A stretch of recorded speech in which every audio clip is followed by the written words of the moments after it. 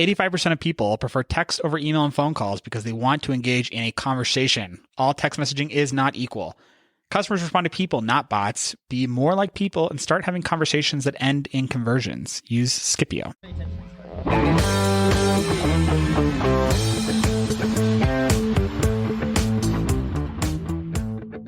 Pickleball. Barely made it in here. We got to talk about pickleball. You mean the fastest growing? The fastest growing sport in America. I'm obsessed. I do have Going to sleep last night, all I could think about was my pickleball game. It seemed like I didn't think you were very interested in pickleball, and then all of a sudden... I know, but then you all were talking about it, and it's like, I feel left out.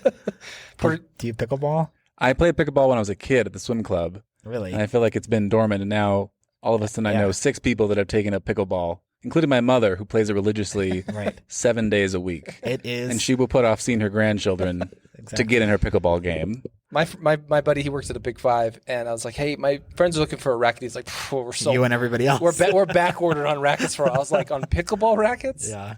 Keeping them afloat. I think they're called paddles. Paddles. Paddles. Yes. Yeah. It is a racket sport, though. Yeah. I was looking into what it would take to build a pickleball court in my friend's backyard. You should build one in your backyard. Trust me, I've ran it by Joy. It's like, could we fit it? Because you could fit it. It's like 20 feet by 44 feet or something like that. But she said no. Well, it would just be, that would be my yard. You need to monetize it with some pickleball tournaments. Yeah, you could. That's how to sell to Joy. Well, I tried to be like, hey, what if because we don't have a fence between our house and our neighbors, what if we both went in on it? Yeah, and then just split the yard. Now imagine though when your neighborhood ship goes sideways, and then it's like you have to put a fence between the middle of the concrete pickleball. thing. So I got a fun fact about pickleball. Love that. It was invented on Bainbridge Island, Washington. And the reason it's named pickleball is because they named it after the dog. No Pickle. way. Really? Yeah. No way. That is a good fact. So it's a Washington sport. Oh, yeah. How has this not come up yet? Well, it just did. It did, but I'm surprised Scott wasn't the one who told I didn't know. I knew nothing about pickleball until 2 weeks ago, 3 weeks ago, and then all of a sudden it's the hottest thing. It's sweeping the nation. Sweeping. Well, we should come up with pickle ideas. Yeah, we should. Let's do a podcast. You're a thief and a liar. I only lied about being a thief. Steal. Lie. We're gonna steal the ship. Commandant. No, Lieutenant. An idea that is fully formed, fully understood, that sticks. Well, someone like you to steal? Ideas are bulletproof. I'm gonna steal the Declaration of Independence. Steal this idea. Hello again, thieves. We're back. We are back, not alone. With a special guest. All the way from Anacortes, Washington. It's Porter Bratton. Hello. Good to be here. Welcome, Porter. What a lovely third edition voice to the podcast cast you're getting. I get kind of jealous when people with good radio voices come on the podcast because I mean, I'm aware that I don't have a great radio voice. No. I don't think that's true. I don't. I think what I like is that Scott and I sound very different. Yes. That is, I know my last podcast, people would reach out all the time, be like, you and Casey and Kenny all sound the exact same. And I could never, parse. So at the very least, Scott and I sound different. But Porter, you have a good radio voice. Oh, thank you. Maybe you should take up radio. I don't think so. You don't think so? No. This is your... Andre, I've been listening to the podcast since the start of this podcast, and I have enjoyed your voice because I think you have great enunciation and diction. Thank you. Diction. I was a high school debater. Oh. And all they taught in high school explains debate everything. was diction. Clarity of your voice. Well, so that's what I was going to... Porter, I hope you anticipated this question because you've been listening since the early days. Do you have an idea that you're like, that's the best That's one. the ones. My favorite idea. I mean, they're all great, of course. They are great. We can list off a couple. Yeah, list off a couple. Yeah. Put me on the spot. Andre's Kitchen. Flight Stop. Skill Post was a recent one. Well, our idea, I mean, there's one like Amaze. Guest ideas are never. Skylar doesn't listen. iGuides is a pretty popular one. iGuides is a good one. I liked the Skill Post one, which may be because it was recent, but I have experienced that frustration of looking on YouTube for some sort of guide or tutorial through a specific task, and you search it and there's 30 videos for the same task. And sifting through which one is going to be the best is a very frustrating experience. Totally. And there's nothing more jarring than you see the one that has the most views, and it's some guy on his back patio, 10 feet away from the mic. He's like, "Hey guys, so we're going to be going over woodworking," and it's just like, this is the one. This is the most viewed video on how to make a ladder, Yeah, it's whatever it is. I do enjoy the how-to videos where it's maybe an older individual and they're standing in sort of like not at their home, they're standing in some sort of like a studio, and they're like, "Hi, today I'm so-and-so. We're going to be talking how to install your HydroMaster 3000. Yeah. First, you need a hammer." You're like, I've never trusted anyone so Seriously. much. I know. Well, I I've think never felt so much genuine trust. I remember when I first saw Tasty videos, and I was like, this format. This crazy. format. I remember feeling the same and way. I was like, why aren't every tutorial videos this? And now every video is that. Yeah, well, every good Every video. cooking video. Yeah. Anyway, we got a good show for the thieves out there. We do. Porter, again, he lives up in Seattle. Anacortes. Anacortes. Not to be confused with Seattle. Not Definitely to be not. confused with Seattle. And he's got a cool, you put on races and things like that. We'll kind of get into that. And Porter's bringing the big idea. So he's going to blow our minds. Can't wait. But before we get into that, it's time for a little good idea, a bad idea.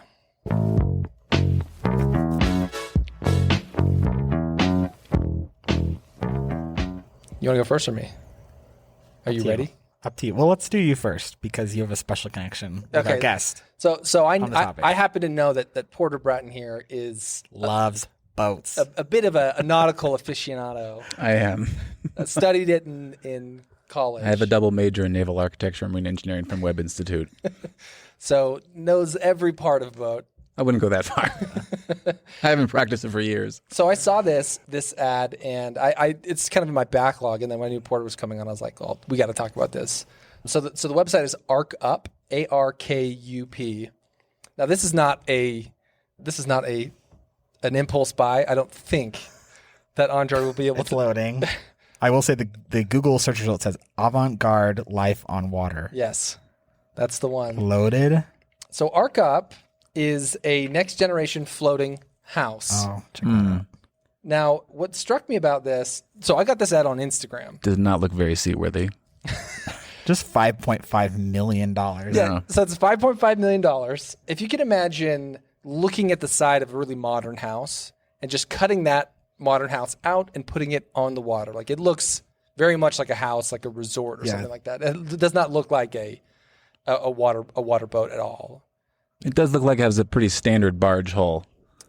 Pretty standard barge hole. The old standard barge. But maybe it's got spuds. See, this is why I knew Porter would lap this up. I mean, it definitely. Those look like spuds from the top, yeah. Yeah. All right, so you see those black columns? I think what they do is they deploy up and down. And so what you do is you drive around or whatever, and then when you want to stay put, those drive down into the seafloor to immobilize and lift up the whole thing above the sea. And then the very next picture shows exactly what he's talking about. Right. That's I crazy. thought those were chimney. Yeah, they're chimneys. I thought That's they right. were just attractive black columns. Anyway, would either of you? I mean, this is a yacht, right? This is a very expensive $5 million. Yeah. But something like that. I mean, have you guys considered living on the water as like, I could live in a house or an apartment on the sea? Like, is that 100% no. really? I was talking with my partner earlier today about Lake Powell. He was like, I want to get back to Powell so bad. I was like, I could never go to Powell again, and I wouldn't care. Houseboats don't do it for me. Boating doesn't do it for me. Too cramped? Is it? Houseboats are definitely just too cramped for me. And also, like, I need, I don't know, the air is just stifling to me in a houseboat. Oh. Porter. Porter's like, I love boats. I lived on a boat for 2 months. Well, I lived on a ship for a while, but I lived on a boat for 2 months while I was doing an internship in Anacortes, Washington. My first time I lived there. We were me and one other guy on a 30-foot boat, and it was January and February in Washington when it gets light. Not the warmest. Yeah, it gets dark at 8 o'clock, it gets dark at like 4:30, and then it doesn't get light again. Anyways, we ended up going to bed. It was kind of a sad time for us. I think we went to bed at like progressively earlier and earlier times because there was nothing else to do, and it was so cold that we just get on the boat and get in the sleeping bags almost right away, cook dinner, occasionally muster the energy to watch a movie on a crappy laptop. But that wasn't I would consider living on a boat. A nicer boat for sure. Yeah, I would consider living on a $5.5 million yacht. Yeah, if you grew up on boats and then were on a boat from the get-go and it was what you had kind of known, I think it would be not that bad. But going from a house to a boat would be an awful idea. Yeah. Oh, so you're saying if I'm a homeowner now, transitioning to even something like this would be a little jarring. I mean, sure. I mean, I'm sure I could make it work. So I guess counter question, could you live in an RV? Because an RV is very similar from an accommodation perspective to a boat, but an RV doesn't sound so bad at all. Really? The freedom to go anywhere. There is something nice about that. Like, I'm just going to drive to this next state and explore or whatever. I don't know. For some reason, the idea of a houseboat feels like it could be bigger. Like, RVs have to be as big as a lane of, like a road. Whereas this is big. And it's like, well, you're in the water because it's going to be as big as it needs to be. So I feel like I'd be more inclined to live on a houseboat than I would in an RV. It sounds like you're the opposite. I think I could live in an RV for sure. Porter? I would. It the depends open on road the RV or and the trailer. open sea? I guess it depends on the RV and the boat, but I mean, being a nautical guy, I would go with the boat for sure. Yeah. That's an expected answer. Yeah. Anyway, that's my. I mean, I think this was. It's strange that I got this ad on Instagram. I've seen this exact same boat before. Do you think that? Okay, how about that idea of like, hey, this is a $5 million product. Let's run an Instagram campaign. Just see where it goes. I mean, I guess rich people use Instagram, so I guess that's. I mean, what could the conversion on this be? I mean, I think I would rather you put a pamphlet out at a country club or the marina or something. Yeah. I don't know. How do you reach yacht owners? Marinas. Yeah. That would be where they hang out. Much smarter than Instagram. But maybe ArcUp is breaking through that norm. No. Let's move on. So my idea is ebbsleep.com. That's EBB sleep.com. And I wrote a little, this product is so weird that I had to write a little write-up for it. So I got this out on Instagram. You wrote a write-up for it? Yeah, because it was just like, how am I going to even talk about this on the podcast? I got an ad on Instagram for this product that said, sleep without the side effects. For $400, the Ebb Sleep looks like a little beanie attached to a machine and says, Ebb is a wearable sleep technology that features our scientifically engineered comfort band.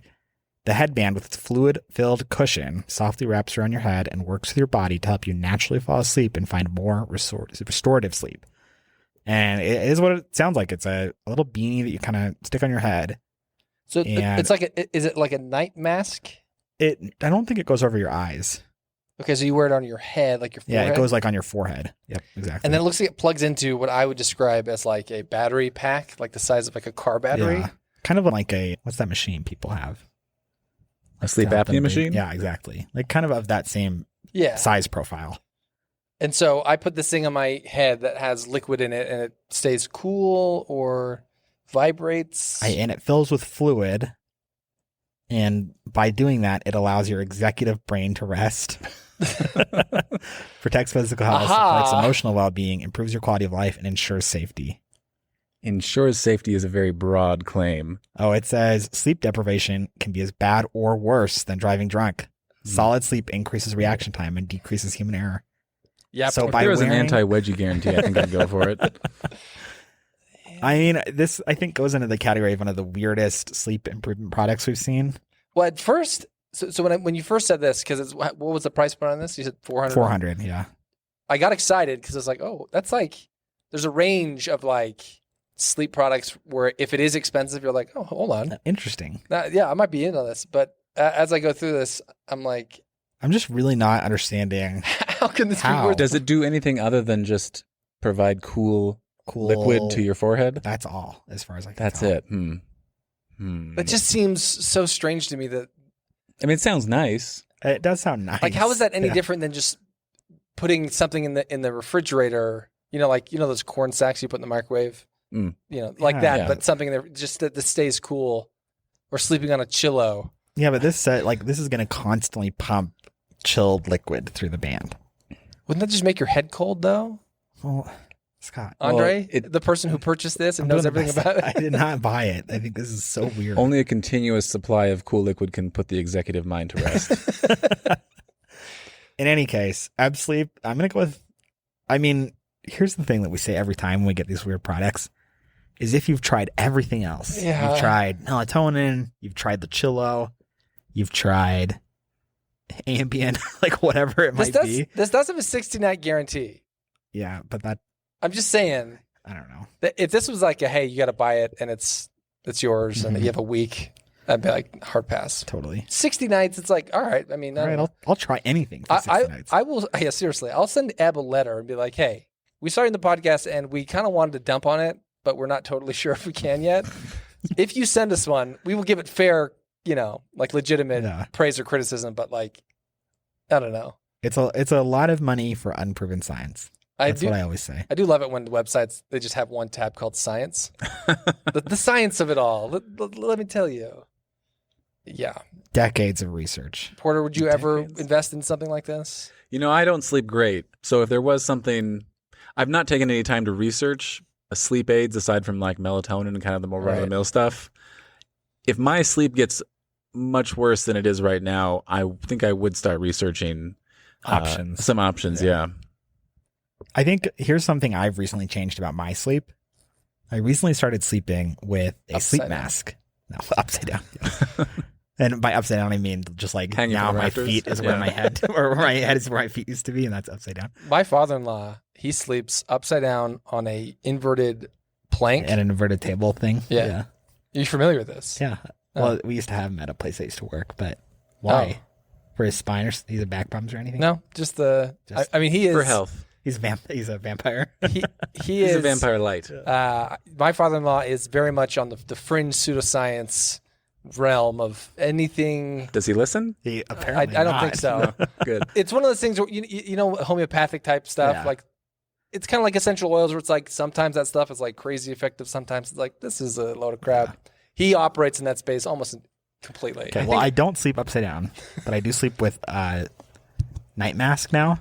To be clear, he's 70-something and he can climb. He can free climb a rope with just his hands. And I met him at your wedding. And he found out that I can do that, and he was like so pumped that I could do that. He thought I was like, clearly I met some arbitrary standard in his mind of being able. But to you're climb a like rope. young and right. I'm not 70+ years old. Exactly. Yeah. Anyway, so all right. Well, that's Ebb Sleep. And that's your... That's a good idea, bad idea. Other-in-law, and that's good idea, bad idea. Okay, we're going to move on into the big idea.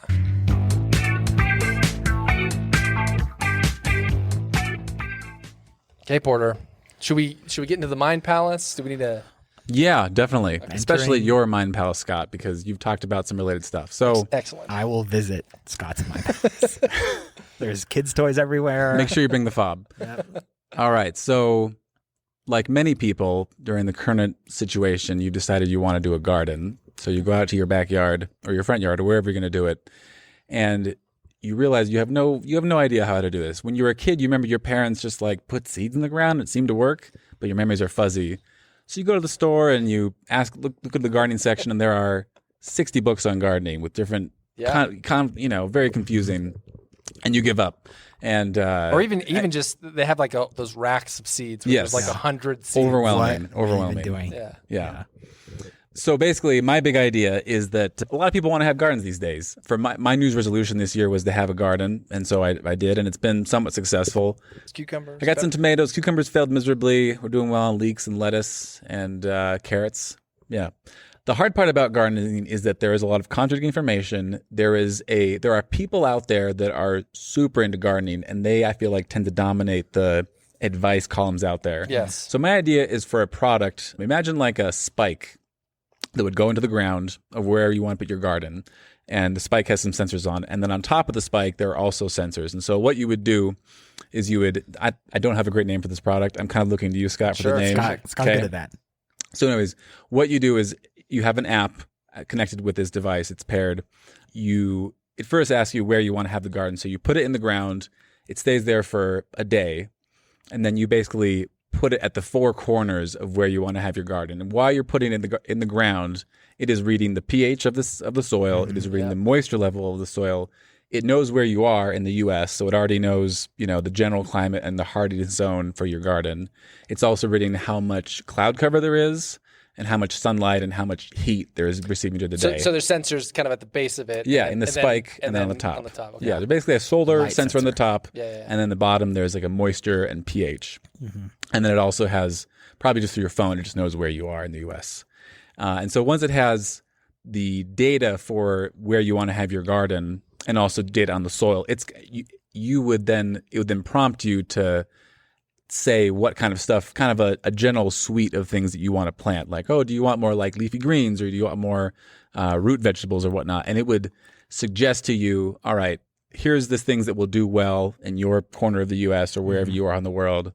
Based upon your soil pH level, here's what will do better than these. Here's maybe some products that you should add. And because it knows also where you are, it will know where the closest Lowe's or Home Depot or Ace or whatever it is that's closest to you. And so it's going to, hopefully we'll be able to read the database for those stores and know what they have in stock at that moment. And even how many, because if you're doing it like almost like a Roomba knows a room, it's like, this is literally how many you could fit here. Right. And there's so many things that go into gardening because it's like, oh, you should plant this plant next to this plant because they're mutually beneficial in some way.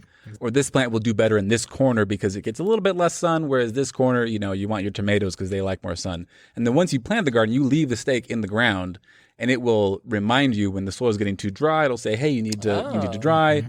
It's been really hot lately. You should, do some more water. Hey, you plant, and it'll tell you input when you planted each seed, and it'll remind you, okay, it's been 55 days since you planted your carrots. You should probably check on them. It might be time to harvest them, or it might say, oh, you should thin out this plant. It's been 3 weeks since you planted it, so you should thin the seedlings. And it'll kind of guide you through the whole process because there's more to it than just one planting. You use stuff in the early spring, and then the summer and the fall. You can have stuff over the winter, so it stays in the ground year round, and just kind of like is your eyes on the ground, so to speak, to tell you what you need to do at that particular stage to have your garden.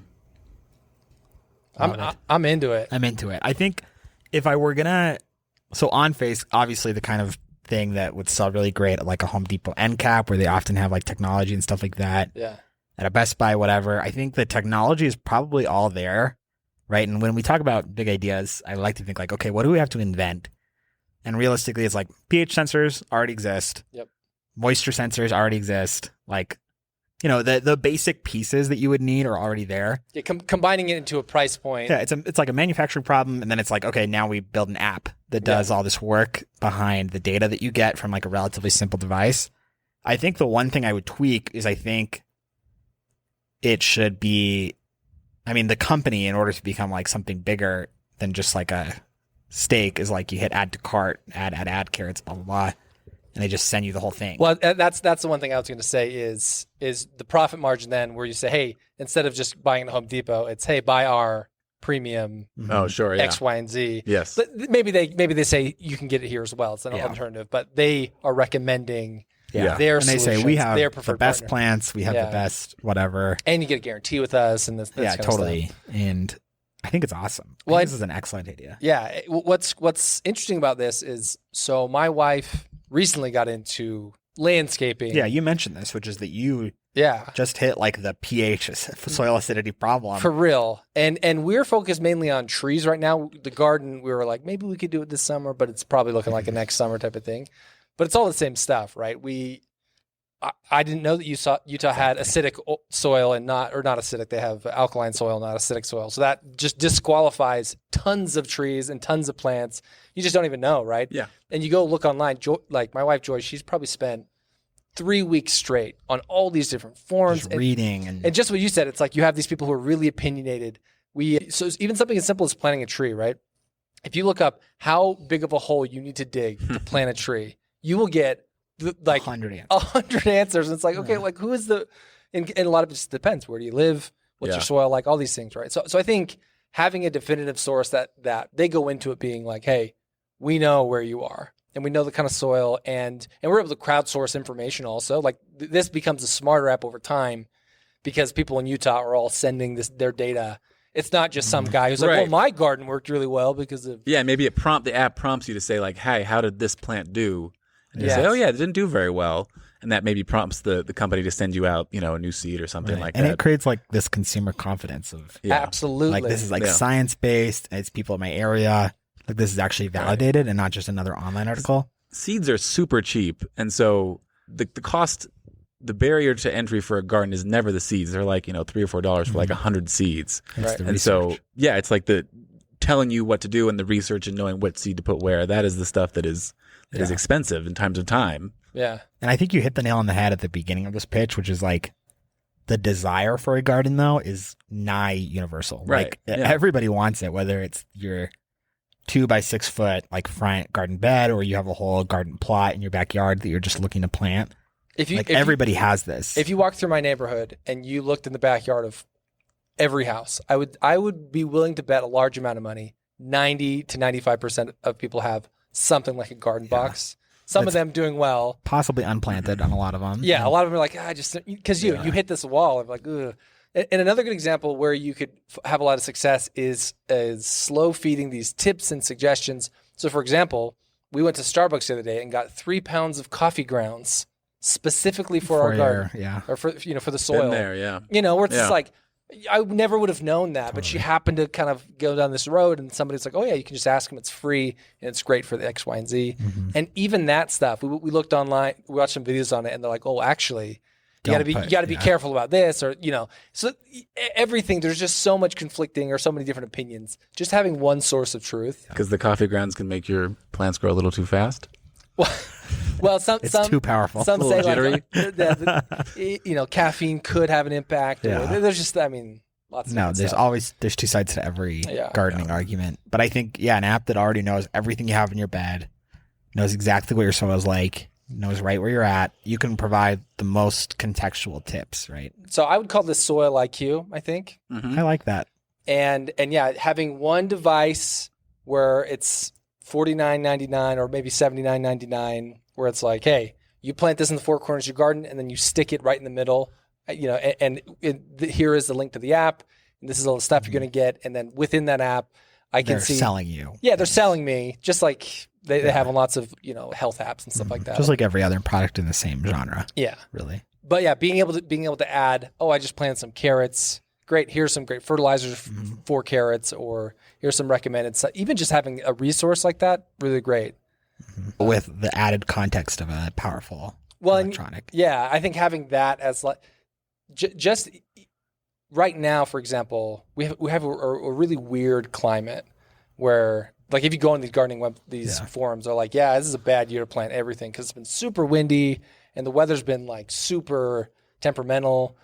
And so being able to know that from a device that's like seeing all this, getting all this feedback, and then routing tips and suggestions back to people, that is also super powerful, where you don't really have a consensus hub when it comes to like localized gardening, other than just going to Utah Facebook gardeners and hoping. And I have to think that there's like some sort of like scientific partnership between this company and like a university or something, because it would be presumably quite powerful to have all that like data, moisture and pH content of like many different areas.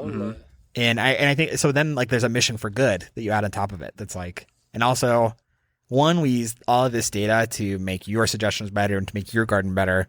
But two, we provide it to like, there's a good helping, researchers or something. And I Love think there's that. something there too.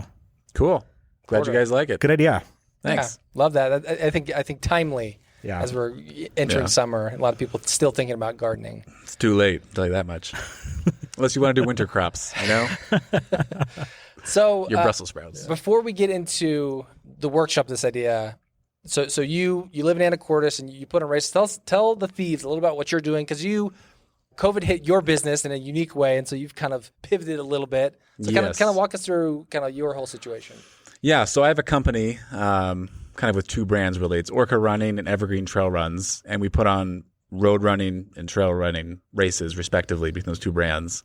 And obviously, any kind of race involves a large gathering of people in relatively close proximity. It's outside, it's not as bad as inside, but we had a race in February, 2 races in February, and then everything got shut down.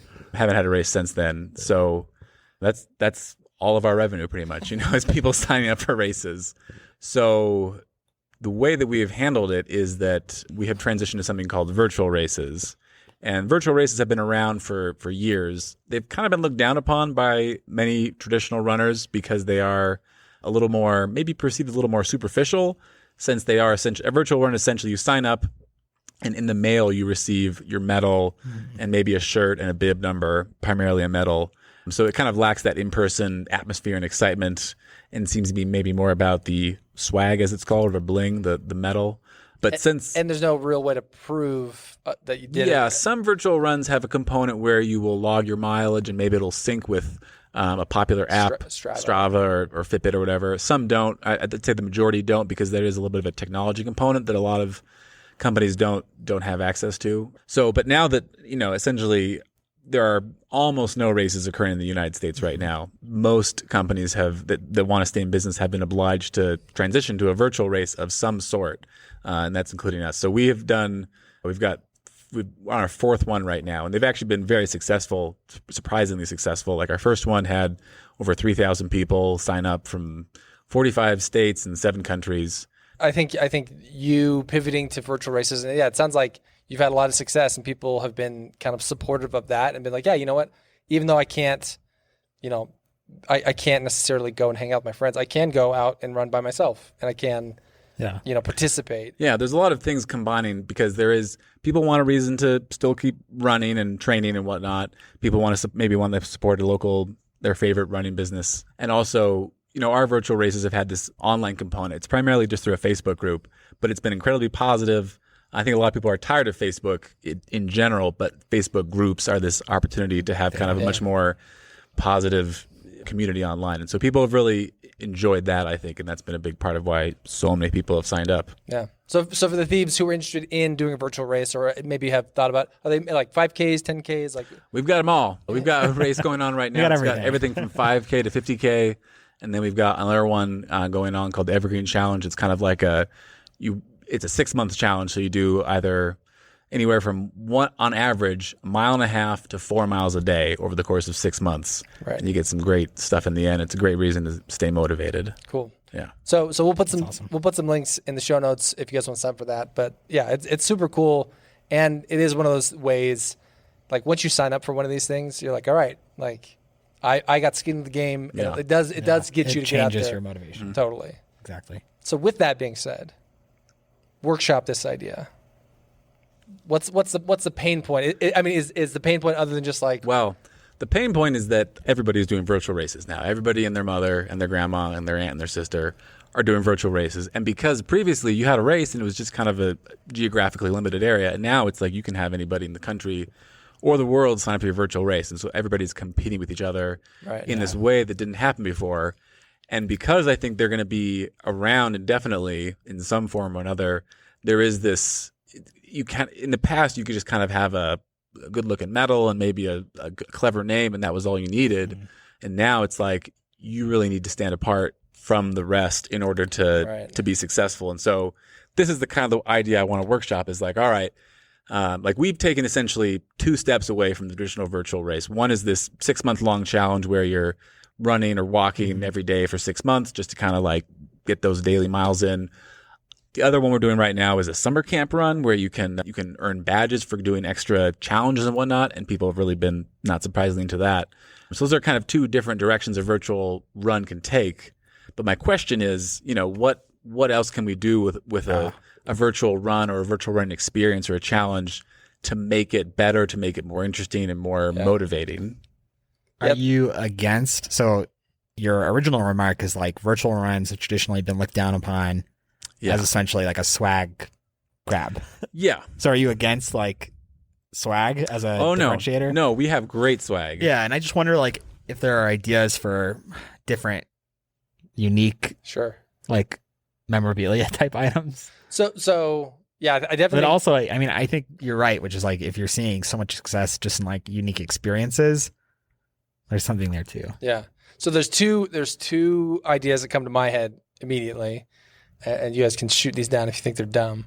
So the first one is tapping in. So we're in this weird era where I have been so zooming with your friends is like, hey, we should like Zoom, and you Zoom with your family and stuff. Mm-hmm. And in some ways, I find myself getting on Zoom calls with people that I wouldn't have normally had like a group chat with. So like my high school friends, for example, or people I've like very loosely kept in touch with. But I've had a couple Zoom calls with them, and like we get on, it's like the 4 of us who used to hang out a bunch. It's like been really fun, Okay. So there's this like tapping into this like older nostalgic time, right? So I bring this up because I think something that would be interesting is doing something like a pen pal run, where basically you're not limited by the world, right? So you could be paired up with somebody in Ecuador, somebody in China, somebody in just somebody else, right? Yeah. So you get paired up with this interesting person who is into running, And Yeah, you share a mutual interest. you share a mutual interest, and basically you are given a challenge of like, hey, do this. And then part of it is like you have a weekly or daily or whatever cadence to like talk about what you did, what you struggled with, and to like get to know each other. So you maybe have some icebreakers and you kind of make a new friend. Maybe it's just one, or maybe you have a couple. Fascinating. I like this. I think that could, I A think that pen could, pal run. Yeah, I pen like pal. that as a name for the run. yeah. Mhm. I think that'd be kind of fun. Like It I'd would like, be. Well, you group people in similar like skill levels because they'd be Yeah. presumably signing up for similar miles per day or whatever that looks like. so yeah. And So people with a Totally. common interest. I love it. that's the first one. Okay. Okay. The second one, I will steal that idea. yeah. The second one is more like a dodgeball thing, where basically, well, not dodgeball, but basically you choose a faction, and so this is like faction A, faction B, faction C. They have a fun name or whatever, and basically you are competing with your faction against the other two factions, and the winner of that gets whoever wins gets the best swag, and then whoever gets silver swag. I bronze love swag. that idea also. Yeah. I don't know why you started this off with it's like dodgeball. Well, Like faction dodgeball. Well, there's It's like multiple- Hogwarts is what it's like. Yeah, exactly. yeah, I guess Hogwarts is a better example. Well, in my mind, I was thinking the movie Dodgeball, where they have these like really silly team that are like going up against each other, and like anyway. But yeah, you are in a running team. So say you have 3,000 people, you should break it down to 1,000 Right. people on a team, and then you as the race person was like, hey, blue team logged X amount of miles today. Yeah. they're now in the lead. Like red team's got to step it up or whatever. I like that too. That's a good idea. That is a solid idea. It's 2 for 2. I like guys. it. 2 for 2. Yeah. I have no good race ideas. I don't know the first thing about race culture. I don't know. Well, I think because you brought up more interesting swag. Yeah, but nothing comes to mind as like this could be so different and so cool. Well, I imagine the hard part is the price point, right? Like in my job of motivating sales guys, that's always the hardest thing. Is like what is something I can get them? It's like, well, yeah, I want $1,000. It's like, I can't give $1,000 to everybody. Like, what can I give someone that feels significant. feels and significant. special. What's a good enough piece of swag for the price point we're Yeah. charging? Yeah. yeah? Well, luckily, I mean, most virtual races, there's a pretty narrow band of what you can charge. It's somewhere between $30 to $70 and $80 maybe. Right. So that's what we're operating within. But at the sizes we have, that range works great for us, I guess. Sure. Yeah. Yeah. To be able to offer what you're talking about. Yeah, because it would be interesting to basically do a bunch of A/B tests of like have some really off the wall, swag that's like skateboards and just interesting stuff of like, Yeah. Yeah. I like it. Skateboards. I don't know, like not a shirt and a medal, like Yeah. some. Like what could be different? So or for what could example- be different than just a shirt and a medal. So I did sales at a company called InsideSales.com, and they have this big Salesforce conference called Dreamforce, and a similar thing where you're like in a booth and there's 20,000 other people in booths. You're trying to get people to come to your booth, right? And a few notable things stood out. One, there was a company who gave out like custom penny boards, and it was like That is cool. it was cool. Like cool. it like got people to come up, and the penny board's like a small long board basically. Okay, yeah. You can tell by my face. I was Yeah. like, what's a penny? I have a penny board in my garage that I've never ridden. And most people rarely ride them, but they look cool, and it's They like do. it's like you hang it up on your wall. The other one is what we did, which was we were able to get these drones from China that were like branded, little like zzz, This is kind of back before drones were like super mainstream, but something like that where you have this connection, like you could probably get a branded cooler, like a Yeti type cooler, I think what we've done with this our 6-month long running challenge is you don't get a medal, you get a piece of art for your wall, Yeah, exactly. Which is It's just different. something so Yeah, different and right. so exactly. and you can't get it anywhere else. We had it custom designed for this race, so I think that's the direction we're kind of gonna go with some of these other things Yeah. because I think that's genius. Yeah. That alone is like a differentiator and cool Yeah. and useful and more significant than a t-shirt. You know, I'm sure there's possibly also a t-shirt, but So Orca Running, Orca Running and Evergreen Trail Runs, Evergreen Trail Runs. 2 brands, and yeah. Hopefully we've helped you plant some seeds. Oh no, those are great ideas. Stay tuned. Stay tuned. Again, links are going to be in the description. Before we wrap up, Thieves, I want to give a couple of shout outs. Porter, anything else you want to shout out, people or Thanks to my staff for all the hard work with all these virtual races, not getting to hang out, and post-run meals. Yeah. Thanks to my wife for all the support in these hard times. Yeah. yeah. Okay, so I want to give a quick shout out to Andrea Miata. Thanks, Andrea. So Andrea Miata reached out on Facebook and said, "Hi, Andrea and Scott. I recently found your podcast on Stitcher. It was in the feature section. Anyway, they're binging through it. They are addicted to it, which is awesome to hear. They don't have an idea, but they live in Japan, and they're not sure So awesome. if we mail stickers internationally. But We will. If you are a Japan listener and you're out there, send us an email. We will send you a sticker. I think we sent some to Taiwan. We can get stuff to Japan. I swear. Yeah, the technology exists to ship things to Japan. If I actually really want to hear from our international listeners. If you are listening and you stumbled across us on Stitcher or wherever, like send us an email or shoot us a line on idea@gostillthisidea.com. Yeah. Follow us on Twitter. Yeah, anywhere. Twitter, Instagram, Facebook. Like shoot us a line. We want to hear about you if you know. And how you found us. Yeah. Whether it was Stitcher or something else. Or also, if you found us, really what I want to hear is if you found us by a personal recommendation from someone who doesn't know us directly. That's what if it's like, yeah, my friend just told me about you guys, and so I started listening. I really like it. I really want to hear from those people. Definitely. We'll send you something really interesting. We can find those people. GoStealThisIdea.com. GoStealThisIdea.com. Follow us on Twitter and Instagram @GoStealThisIdea. And we have a phone number where you can call and leave us a voicemail. We have a bunch of voicemails we're going to play on next week's episode of Steal This Idea. Oh, yeah. It's going to be a voicemail episode. And someone out here knows that number. It is 888-416-4332. That is 888-416-IDEA. Call us. It's so easy. It's just like, it calls, it rings straight to me saying, leave your idea. You get like 3 minutes to give us your pitch. Porter, I want to say you had another idea that you were going to leave.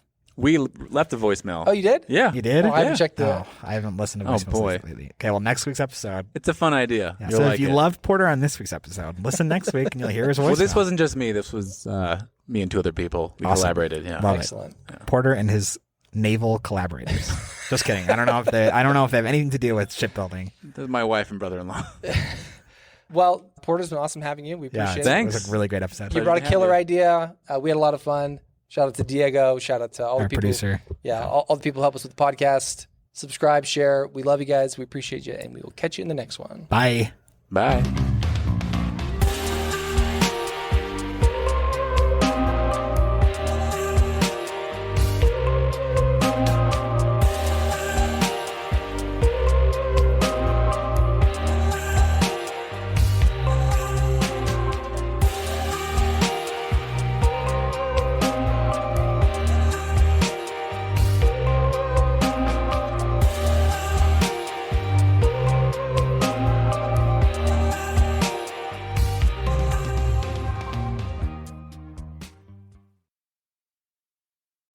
Use Scipio, the #1 engagement tool for sales teams that want more responses, appointments, and conversations. Message your leads and customers where they are on their phone. I'm not talking about phone calls. We're talking about true one-to-one texting. Use the code STEAL at Scipio.com for 2 free licenses. Use the code STEAL at Scipio.com for 2 free licenses. See you later, thieves.